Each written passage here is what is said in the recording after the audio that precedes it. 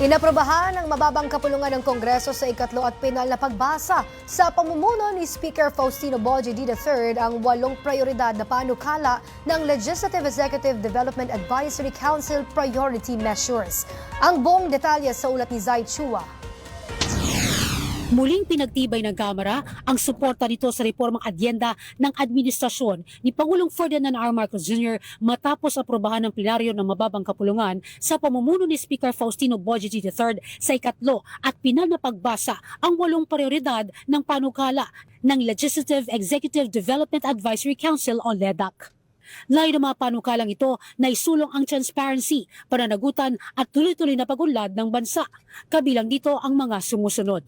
House Bill No. 6614 na naglalayong palawigin ng estate tax amnesty sa mga ari-arian ng mga pumanaw noon o bago ang ika-31 ng Desyembre 2024. Inaprobahan din ang House Bill No. 6636 na nagsasabatas sa Assistance to Individuals in Crisis Situations o AICS program ng Department of Social Welfare and Development na layong pag-aani ng kalagayan ng mga mahihirap na Pilipino at mapabuti ang kalidad ng kanilang buhay. Samantala, isinusulong naman ng House Bill No.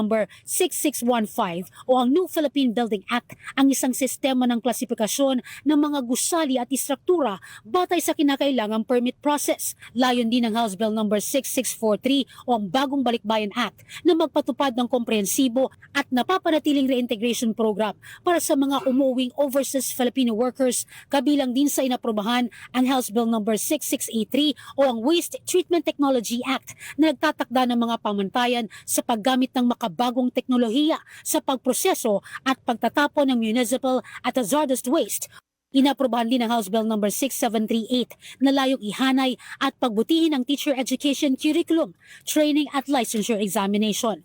Pinapalawak din ito ang komposisyon ng Board for Professional Teachers at lumilikha ng technical panel para suriin ang bisa ng licensure examination for teachers o LET. Samantala, ang House Bill No. 6739 o ang Geriatric Health Act ay naglalayong protektahan at isulong ang karapatan sa kalusugan ng mga senior citizen sa pamamagitan ng pagtatatag ng isang Geriatric Specialty Hospital at Research Institute.